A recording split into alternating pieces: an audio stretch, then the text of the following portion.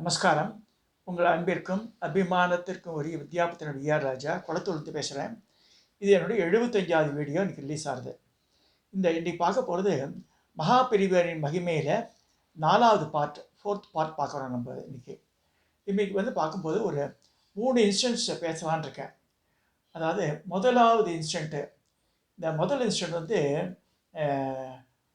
அதாவது எந்த அளவுக்கு வந்து வியூவர்ஸ்க்கு இன்ட்ரெஸ்ட் இருக்குமோ தெரியாது. பட் இருந்தாலும் வந்து ஒவ்வொரு ப்ராக்டிக்கலாக நடந்தது.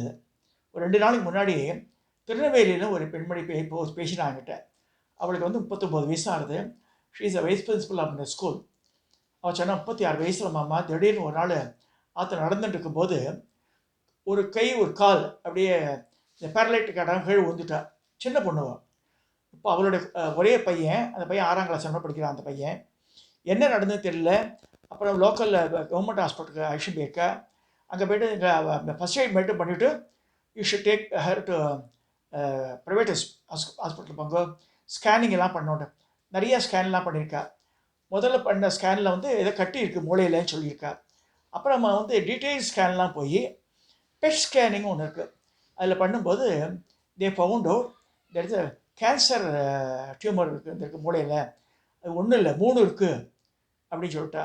அப்புறம் மெட்ராஸ் மதுரைக்கெல்லாம் வந்திருக்கா. மதுரை பெரிய பெரிய ஹாஸ்பிட்டல்லாம் அட்மிட் ஆகிட்டு இந்த டோட்டல் ஃபேமிலியே ஷேக்கன். இந்த மாதிரி ஒருத்தருக்கு வந்துட்டுன்னா மெயின்லி ஏர்னிங் மெம்பர். அவள் வந்து ஆதிமூலம்ன்றவருடைய அவள் கல்யாணம் பண்ணிட்டுருக்காவோ. அவள் ஆத்துக்கார் வளர்றார். சின்ன வயசு, எல்லாருக்குமே சின்ன வயசு தான். ஸோ குழந்தை ஸ்கூல் படிக்கிற பையன். அப்போ அந்த பீரியடில் வந்து அந்த பையன் 4ஆம் கிளாஸோ 5ஆம் கிளாஸ் தான் படிச்சுட்டு இருக்கான். இப்போ 6ஆம் கிளாஸ் படிக்கிறான் அந்த பையன்.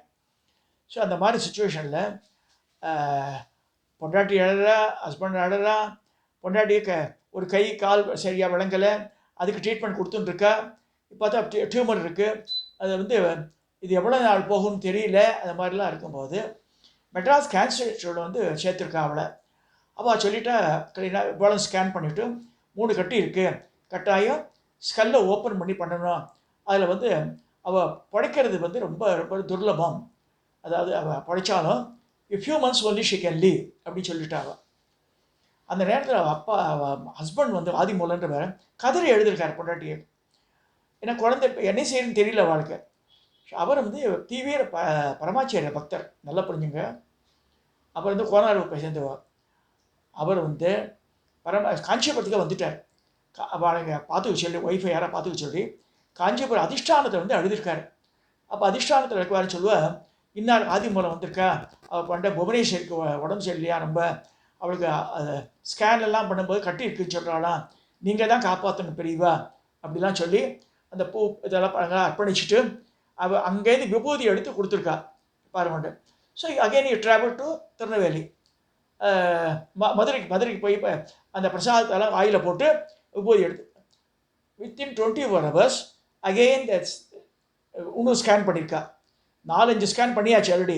மெட்ராஸ் கேன்சர் இன்ஸ்டியூட்டில் என்ன சொல்லியிருக்கா, இப்போ படைக்கவே மாட்டான்ட்டா. 3 கட்டி இருக்குது, ஸ்கல்லை ஓப்பன் பண்ணோன்ருக்கா. பரமாச்சாரியாருடைய பிரசாதம் வாயில் போய் அது இட்ட உடனே next day they found something miracle happen in the body. இது வந்து பெரிய இதுவே கிடையாதுன்னு இருக்கா. அப்புறம் சொல்லி திருப்பியும் some testing was going on. அவள் பக்குன்னு பயந்துட்டு நம்ம சிலது இது எந்த ரிசல்ட் வரும்னு பயப்படுவோம். நம்ம எல்லா இடத்துலையும் நடக்கும் அந்த மாதிரிலாம். ஸோ அது மாதிரி நடக்கும்போது ஆதிமூலம் வந்து பரமாச்சாரியாரே கதின்னு இருந்திருக்கார் அவர். அப்புறம் ரிசல்ட் வந்திருக்கு, ஒன்றுமே இல்லை. சிம்பிளான சமாச்சாரம். 6 மாதம் மருந்து மட்டும் சாப்பிட்டா போதும், ஸ்கல்லையும் ஓப்பன் பண்ணால் பல்லையும் ஓப்பன் பண்ணான்ட்டார். ஸோ அதுக்கப்புறம் 3 வருஷம் ஆகிடுத்து. அவள் ஃபோன் பண்ணான், மாமா இதை ஷேர் பண்ணுங்க முதல்ல, நீங்கள் பரமாச்சாரியாரால் எங்கள் குடும்பம் காப்பாற்றப்பட்டது எப்போ அவர் சித்தியான பிறகு. இந்த இயர் 2001 நடந்திருக்குது. Just imagine. 2020 ஆரம்பிச்சு 2020 ஆரம்பிச்சு 21 she has been saved. 3 years ஆகிருக்கு. Again she join on duty. நான் ஸ்கூலுக்கு போயிட்டு நான் அந்த வைஸ் பிரின்சிபல் ஆஃப் ஸ்கூல் நான் நல்லா பண்ணிட்டு இருக்காங்கம்மா, உடம்பு ஹெல்த்தியாக இருக்குது, நான் தான் சமைக்கிறேன் எல்லாம் பண்ணுறேன்றாவ. அப்போ எப்பேற்பட்ட காருண்ய மூர்த்தி நம்ம பரமாச்சாரியார். அந்த நம்பிக்கை வேணும். நிறைய பேர் நம்பிக்கை இல்லை, அதான் பிரச்சனை. நம்ம வந்து இது இது மதில் மேல் பூனையாட்டம் இருக்கும். இப்படியும் போக மாட்டேன், அப்படியும் போக மாட்டோம். அது நடக்குமா? அவர் தான் போட்டார். சித்தியானவர் திரும்பியும் வந்து அவரோட பவரை நம்ம சந்தேகப்படுறோம். அந்த பைத்தியக்கார எண்ணங்கள்லாம் கூடவே கூடாது. பரிபூர்ண சரணாகதின்னு இருக்கு. இவெல்லாம் சித்த புருஷர்கள். பெரிய பரமேஸ்வரனுடைய அருள் பெற்றவர் அவர். அவர் வந்து ஆதிசங்கரோட அவதாரமே சொல்லப்படுறது. சுவாமிநாதனே சின்ன வயசில் அவருக்கு பேர் இது சன்னியாசாசனம் வரதுக்கு முன்னாடி. இப்போ சந்திரசேகர சரஸ்வதின்னு அப்புறம் பேர் வருது அவருக்கு. அப்பேற்பட்ட மகான் மறைஞ்சாலும் என்ன கூட வாழ் வச்சுட்டு இருக்காரு அவர். எனக்கு நடந்தது என்ன நடந்ததுன்னா 2021 22 என்னாச்சுன்னா போர்ட்டிஸ் ஹாஸ்பிட்டலில் இருக்கேன். போன சிவராத்திரி முந்தின சிவராத்திரி என் டாக்டரை கூப்பிட்டு எடுத்து நம்ம சொல்லிட்டேன் போர்ட்டிஸ் ஹாஸ்பிட்டலில், உங்கள் அப்பா 2 நாள் தான் இருப்பா உயிரோட, நீங்கள் ஐஷம் எடுங்கன்ட்டேன். அது காதில் வந்து பரமூர்த்தீஸ்வரரும் ரோம சொல்கிறார், நீ இப்போ மரியாதையாக ஆற்றுக்கு போய்ட்டு நாளைக்கு காத்தால ஐ சேவ்டியூன்னார். அந்த ஒரு வாரத்தில் சிவராத்திரி வருது. மகா சிவராத்திரிக்கு ஒரு இதுவும் இல்லாமல் ஆக்சிஜன் எதுவுமே இல்லாமல் இல்லை சின்ன சிலிண்டர்லாம் எடுத்து போகணும், ஒரு புண்ணாக வேணாம்னு சொல்லிட்டு நான் போயிட்டேன். அன்னிலே நல்லா இருக்கேன். இதுக்கு சொல்ல வரேன்னா மகான்கள் இருக்கா நம்மளை பார்த்துக்கிறது, அதை நம்பிக்கை இருக்கணும் நமக்கு. அப்புறம் நாடியெல்லாம் பார்த்தா இன்னும் 10 வருஷம் இருப்பேன்னு சொல்லிட்டான். எவ்வளோ வருஷம் இருக்குன்னு தெரியாது. ஆனால் இந்த சரணர் ஸ்ரீ சரணர்ன்ற அவர் சரணாகதி அடையணும். நம்ம இந்த சரணாகதி அடைஞ்சு நீ தான் காப்பாற்றணும்னு சொல்லும்போது அவள் என்னவோ மிரக்கல் பண்ணுறா. பல குடும்பங்களை காப்பாற்றிருக்கா. சரி, இந்த முதல் இன்சிடெண்ட்டாக நான் வந்து இதை ஷேர் பண்ணுறேன். அடுத்ததாக இன்னொரு இன்சிடெண்ட்டு. இந்த இன்சிடெண்ட் வந்து புரந்தர கேசவலு ஒரு பையன் பரமாச்சாரியார் வந்து இதுக்கு போகிறார், ஆந்திர பிரதேஷ்க்கு போகிறார். அங்கே இருக்கார். அந்த நேரத்தில் வந்து அங்கே ஒன்றுமே கிடைக்காது, பூ இல்லை, ஒன்றுமே இல்லை. அப்போ வந்து ஒரு அடுத்த நாள் காத்தால பில்பமாக வேணும்னு பரமாச்சாரியார் சொல்லிட்டு இருக்கார். அப்போ எர்லி மார்னிங் ஒரு கூட நிறைய வில்பம் அது வச்சுருக்கு இந்த பூஜை கிட்ட. யார் கொண்டு வந்தாங்க கேட்குற காரியசங்க யாருக்குமே தெரியல. அந்த கூடை ஓரத்தில் இருக்குன்ற பரமாச்சாரியாருக்கு பாபா தெரியும், தீர்க்கதரிசி. இது யார் கொண்டு வந்தா கேட்குறாரு. 1 நாள் ஆச்சு, 2 நாள் ஆச்சு, 3 நாள் ஆச்சு. தினம் காத்தால் 5 மணிக்கு அங்கே இருக்குது இந்த கூடை. இந்த ஊரில் வில்வமே இல்லையேன்னு சொல்கிறாள். எப்படி வில்வம் வந்துன்னு கேட்குறாங்க. பச்சை பச்சையேன்னு வில்வம் அவ்வளோ அழகாக இருக்குது. நல்லா தண்ணி தெளித்து ஒரு மூங்கில் கூடை நிறையா இருக்குது. அப்புறம் பரமாச்சாரியாரே டெப்யூட்டி சம்படி யாரும் வாழலாம் சரியாக கவனிக்கல. அவரே போய் கொண்டார் தூணுக்கு வருவான். நெக்ஸ்ட் எர்லி மார்னிங் ஒரு பையன் வந்து வைக்கிறான். அப்போ வந்து கூப்பிட்றாரு அவனை. அவன் பயந்து அப்படி நடுங்கி நிற்கிறான். அவன் பேர் என்ன கேட்குறாரு. என் பேர் புரந்தர கேசவலுன்றான். இங்கே நீ எப்படி கொண்டு வரேன், இங்கே பக்கத்தில் ஒரு காடு இருக்குது, அங்கே போய் கொண்டு வரேன், உங்களுக்கு வில்வம் வேணும்னு சொன்னால் இந்த ஊரில் வில்வெல்லாம் கிடையாது, அங்கே போய் நான் மாடு மேய்க்கலாம் போகிறேன், நான் ஜமீன்தார்கிட்ட வேலை பார்க்குறேன்றான். உனக்கு என்னது புரந்தர கேசவல் இப்படி நாங்கள்லாம் வந்து இந்த கோவில்பட்டி கிட்ட இது எங்கள் அப்பா காலத்தில் இங்கே வந்துட்டேன், நான் வந்து உனக்கு என்ன ஆசைன்னா உங்கள்கிட்ட பாடணுன்றான். புரந்தரதாச கிருத்தி அவன் பாடுறான். அவர் கரெக்ட் பண்ணுறார் சில பாட்டெல்லாம். அவர் பூஜை பண்ணும்போது பரமாச்சாரியா பூஜை பண்ணும்போது, சந்திரமௌலீஸ்வரர் பூஜை பண்ணும்போது அவன் பாடலாம் பாடுறான். ஸோ உனக்கு என்ன விடுங்க, நீங்கள் ஊருக்கு போகும்போது நான் கேட்குறேன்றான். சரி, அவரோட இதெல்லாம் முடிஞ்சு கேம்பெல்லாம் முடிஞ்சு ஸ்டார்டிங் ஃப்ரம் த பிளேஸ். கடைசியில் ஓடி வரான் அந்த பையன். ஜமீன்தாரும் வந்துடுறார், ஓடி வந்துடுறான் அந்த பையன். என்ன வேணுன்றான். எனக்கு மோட்சம் வேணுன்றான் அந்த பையன். 10 வயசு பையன். 10 வயசு பையன் கேட்டுக்கலாம், வேறு எனக்கு பணம் வேணும் இது வேணும் கேட்டுக்கலாம், கொடுத்துப்பார் அவர். எனக்கு மோட்ச கதி வேணும், எங்கள் அப்பா சொல்லியிருக்க, மகான்களை பார்க்கும்போது இதுதான் கேட்கணும், பணம் கண்ணெல்லாம் ஆசைப்படக்கூடாது. அப்படியா, சரி உன்னை கொடுத்தேன்ட்டார். இது அப்படியே ஆகிடுது. அவர் ஜமீன்தார் கூப்பிட்றாரு. இந்த பையனுடைய பற்றி எனக்கு எல்லா இன்ஃபர்மேஷன் வேணும், இவனுக்கு நடுவில் உடம்பு முடியாமல் சொல்லணும், சரி என்ன இருந்தாலும் எனக்கு தெரிவிக்கணும் மடத்துக்கு சொல்லி மடத்தோட இந்த ஃபோன் நம்பர்லாம் கொடுக்க சொல்லியிருக்கா ஜமீன்தாருக்கு. இதில் 50 இயர்ஸ்குள்ளே நடந்தது. திடீர்னு ஒரு நாள் வந்து மடத்தில் உட்காந்துட்டுருக்காரவர் டக்குன்னு எழுந்தார். பொறி தட்டின மாதிரி நேரம் இதில் ஏகாம்பரேஸ்வரர் கோவிலில் போய் அந்த குளத்தில் போய் குளிக்கிறார். குளித்து ஒரு தடவை இல்லை பல தடவை முக்கி எழுந்து எள்ளு கேட்குறார். சன்னியாசியில் எள்ளு தொடமாட்டா. எள்ளு கொண்டு வர சொல்கிறார், தர்பையை கொண்டு வர சொல்கிறார். அதை வச்சு என்னமோ பண்ணுறார். 21 முறை என்னவோ எழுந்து முக்கி எழுக்கிறார். அப்போ என்ன கேட்குறார். காரிதேசியை கூப்பிட்டு அந்த ஜமீன்தாருக்கு இப்போ இது அனுப்ப சொல்லு, பணம் அனுப்ப சொல்லு, இந்த பையனோட இது காரியத்துக்கெல்லாம். அந்த புரந்தர கேசவல் போய் சேர்ந்துட்டான். அவனுக்கு அடுத்த பிறவிகளாக நிறையா இருக்குது. அது இனிமேல் பிறவியே மோட்சம் கேட்டான் கொடுத்தேன் அவனுக்கு. அதனால் அந்த 21 பிறவியை நான் கழிச்சுட்டேன் இந்த குளத்தில். ஸோ ஸ்ட்ரைட்டவே கோ டு கைலாசம் அப்படின்னு சொல்லி பரமாச்சாரியா சொன்னதாக ஒரு சரித்திரம் இருக்குது. இது மெனி பீப்புள் கன்ஃபார்ம் திஸ். இந்த இதில் வந்து இந்த பேர்லாம் சொல்லியிருக்க மாட்டாங்க சில பேர். இது வந்து ஆந்திர பிரதேசம் நடந்தது. சில பேர் கர்நாடகானுவா, சில பேர் மகாராஷ்டிரானுவா. இது ஆந்திர பிரதேசம். புரந்தர கேசவலு அந்த பையன் பேர். ஸோ ஆந்திரா ஜமீன்தார் தான் வந்து அதை கம்யூனிகேட் பண்ணி இந்த திஸ் இன்சிடென்ட் பிளேஸு. 3ஆவது இன்சிடென்ட்டு எங்கள் குடும்பத்திலே நடந்து கொண்டு எங்கள் அக்காவுக்கு எனக்கு 5 சிஸ்டர்ஸு. அதில் வந்து லக்ஷ்மின்னு ஒரு சிஸ்டர் திருத்தணியில் இருந்தேன். அவருடைய பெரிய நாத்தனார், அதாவது பெரிய மாமனாருடைய பெண், அவள் போய் மீனாட்சின்னு பேர், அரக்கோணத்தில் இருந்தாள். நல்ல வெல் டு டு பீப்புள்.